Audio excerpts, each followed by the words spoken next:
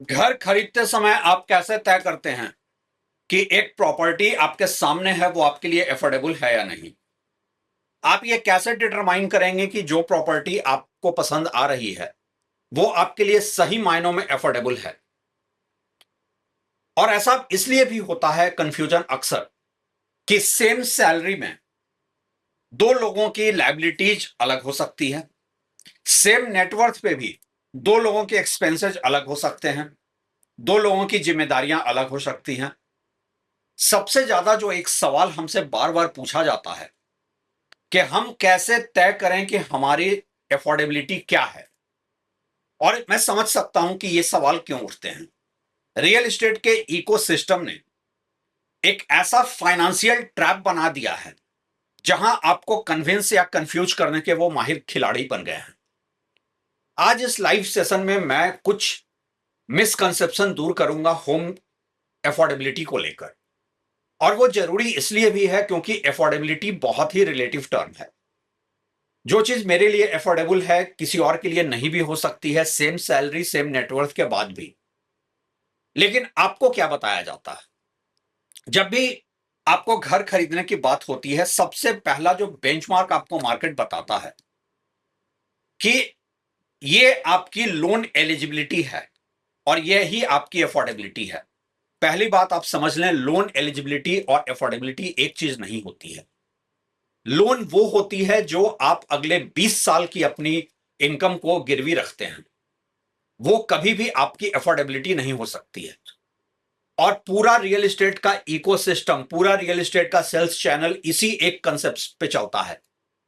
आप ये घर क्यों खरीद रहे हैं? आप 2 BHK क्यों ले रहे हैं? 3 BHK ले लें, आपका तो लोन इतना ज्यादा हो सकता है। लोन एलिजिबिलिटी किसी होम बायर की अफोर्डेबिलिटी नहीं है। ये बात आप पहली बात है कि अच्छे से समझ लें। और ऐसा मैं क्यों कहता हूं? क्योंकि आप जब लोन एलिजिबिलिटी को अपनी अफोर्डेबिलिटी मानते हैं तो कई अफोर्डेबिलिटी के स्ट्रेस टेस्ट को वो पास नहीं कर पाता। पहली बात यह है कि वो इनकम शॉक का जो स्ट्रेस होता है। सपोज आज आपने कोई एक प्रॉपर्टी खरीद ली अगले 20 साल की इनकम के भरोसे, या ये सोचकर कि आपका सैलरी ग्रोथ ऐसा रहेगा। कल को आपकी इनकम रुक गई, ये जो होम लोन एलिजिबिलिटी है वो ये स्ट्रेस टेस्ट को पास नहीं करता है।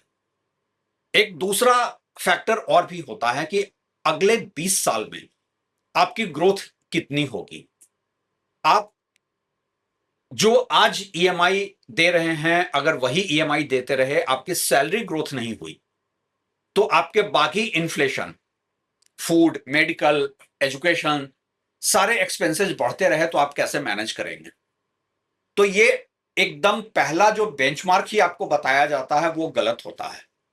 लोन एलिजिबिलिटी सिर्फ लोन एलिजिबिलिटी ही है, वो कभी भी आपकी अफोर्डेबिलिटी नहीं है। वो कभी भी किसी फ्यूचर शॉक के स्ट्रेस टेस्ट में पास नहीं कर रहा है आपको। तो आप सबसे पहले ये जो बेंचमार्क आपको दिखाया गया है कि आपकी लोन एलिजिबिलिटी आपकी अफोर्डेबिलिटी है, उसको भूल जाएं। क्योंकि अगले 20 साल अक्सर ऐसा होता है कि लोग घर ये सोचकर थोड़ा बड़ा खरीद लेते हैं कि फ्यूचर में जरूरत ज्यादा होगी, आज मेरी ये लोन एलिजिबिलिटी है, कल को सैलरी बढ़ेगी, और फिर वो उस एक फाइनेंशियल ट्रैप में फंसकर रह जाते हैं। एक दूसरा बेंचमार्क दिया जाता है और ये बेंचमार्क ज्यादा इंटरनेशनली एक्सेप्टेबल भी है, वो है प्राइस टू इनकम रेशियो। मतलब कि अगर एक प्रॉपर्टी आपके ग्रॉस इनकम के 3 साल के ग्रॉस इनकम के बराबर हो तो वो हाईली अफोर्डेबल है आपके लिए। अगर वही 5 साल के ग्रॉस इनकम के बराबर है तो भी अफोर्डेबल है। 5 से 7 साल का अगर होता है तो वो घर अनअफोर्डेबल रेंज में चला जाता है। 7 से 10 साल के ग्रॉस इनकम में अगर आप घर खरीद रहे हैं तो आप जरूरत से ज्यादा खुद को स्ट्रेच करके खरीद रहे हैं। और अगर 10 साल से ज्यादा के ग्रॉस इनकम का आप घर खरीद रहे हैं तो आप हाईली अनअफोर्डेबल और एक्सपेंसिव घर खरीद रहे हैं। आप अपनी हैसियत से बाहर जाकर घर खरीद रहे हैं। अब आप में से कई लोग सोचेंगे कि इंडिया के टॉप टीयर शहरों में मिनिमम बेंचमार्क ही 11 साल के ग्रॉस इनकम का है और ये 18, 20, 30 साल तक चला जाता है। और शायद इसीलिए मैं हमेशा ये कहता हूं कि इंडिया के टॉप टियर शहर आम लोगों के लिए अफोर्डेबल नहीं है। ये जो ग्रॉस इनकम का बेंचमार्क है वो कभी भी उस स्ट्रेस टेस्ट को नहीं देखता कि आपके पैसों की अपॉर्चुनिटी कॉस्ट क्या है। ये टॉप टियर शहर जहां ग्रॉस इनकम का बेंचमार्क दिया गया है, ये भी एक लेवल पे लोन इकोनॉमी को ही बढ़ा रहा है। अगर आपका प्राइस टू इनकम रेशियो, आपकी लोन एलिजिबिलिटी, ये सारे फैक्टर को आप गौर से देखें तो आप पाएंगे कि आपको पूरा का पूरा रियल एस्टेट का इकोसिस्टम, सेल्स चैनल का जो सिस्टम है वो लोन की ओर धकेलने वाली बात कर रहा है। ये आपके लिए अफोर्डेबल नहीं है। और यहां पर मैं एक बात स्पष्ट कर दूं कि मैं होम लोन को गलत भी नहीं मानता। होम लोन सबसे सस्ता लोन है। अगर आपकी हैसियत है और आप अपने कॉर्पस से भी घर खरीद सकते हैं तो भी आप चाहें तो लीवरेज करने के लिए होम लोन ले लें। अपने कॉर्पस से उतने ही पैसे से आप मार्केट से 12% कमा सकते हैं, किसी भी एसेट क्लास से। गोल्ड भी 10-11% से कम नहीं देता ईयर ऑन ईयर, और यहां आप 8% पर लोन ले सकते हैं। तो होम लोन में प्रॉब्लम नहीं है। प्रॉब्लम यह है कि जब आप होम लोन को ही अपनी एलिजिबिलिटी बना लेते हैं, उसको फिर अपनी अफोर्डेबिलिटी बना लेते हैं। ग्रॉस इनकम का भी जो बेंचमार्क दिया गया है वो बेंचमार्क भी दिया ही इसलिए गया है कि आप कैलकुलेट करें कैसे इतनी मेरी लोन एलिजिबिलिटी है, मतलब मैं इतनी अफोर्डेबिलिटी है, या इतने साल के ग्रॉस इनकम पे मैं घर खरीद सकता हूं, मतलब कि ये घर मेरे लिए अफोर्डेबल है। ये दोनों बेंचमार्क बहुत वैलिड मैं नहीं मानता हूं। तो फिर कैसे तय हो कि एक प्रॉपर्टी आपके लिए अफोर्डेबल है या नहीं? उसके लिए आज मैं आपको एक बेंचमार्क दे रहा हूं, लेकिन मैं कोई फाइनेंशियल एडवाइस नहीं दे रहा हूं। और ऐसे भी मैं हमेशा मेंटेन करता हूं कि मैं किसी को कोई फाइनेंशियल एडवाइस नहीं देता हूं। मैं एक फाइनेंशियल नॉलेज शेयर करने का प्लेटफॉर्म, लेकिन एक बेंचमार्क मैं सबको दे रहा हूं जिस बेंचमार्क पे आप चाहें तो अपनी हाउस अफोर्डेबिलिटी को खुद टेस्ट कर सकते हैं। वो बेंचमार्क क्या है? वो बेंचमार्क है monthly ownership cost versus renting cost. अब मंथली ओनरशिप कॉस्ट मैं जब कहता हूं तो आप होम लोन ईएमआई तक को मत देखिए, क्योंकि प्रॉपर्टी का एक्विजिशन कॉस्ट, ओनरशिप कॉस्ट और होम लोन का ईएमआई दो अलग चीजें हैं। बताता हूं कैसे। सपोज आपने 1 करोड़ की प्रॉपर्टी खरीदी है। अब आपके लिए कहने को वो प्रॉपर्टी 1 लाख 1 करोड़ की है, लेकिन आपका ओनरशिप कॉस्ट में उसमें 7% का स्टैंप ड्यूटी भी आ जाएगा, 5% का जीएसटी भी आ जाएगा, मंथली मेंटेनेंस कॉस्ट भी आ जाएगा, और ये सारी चीजों को आप कैलकुलेट करें। अब मंथली एक्विजिशन ओनरशिप कॉस्ट में जिन लोगों ने लोन नहीं लिया है वो कैसे करें? वो भी होम लोन के इंटरेस्ट रेट से जोड़ें, क्योंकि अगर आपने बिल्कुल होम लोन नहीं लिया है और उस पैसे को आप कहीं भी इन्वेस्ट करते तो बेयर मिनिमम आपको होम लोन का रेट 8% मिल रहा होता। इसीलिए मैं 8% को यहां बेंचमार्क बना रहा हूं। और आप अपनी home ownership versus rental value को कैलकुलेट करें। अगर ये 1:3 है तो फिर घर आपको खरीदनी चाहिए, वो आपके लिए अफोर्डेबल है। मतलब कि अगर आपकी रेंट 1 लाख रुपए है और उसी घर का ओनरशिप के लिए आपका कॉस्ट जा रहा है 1,30,000 रुपए, तो वो घर अफोर्डेबल है।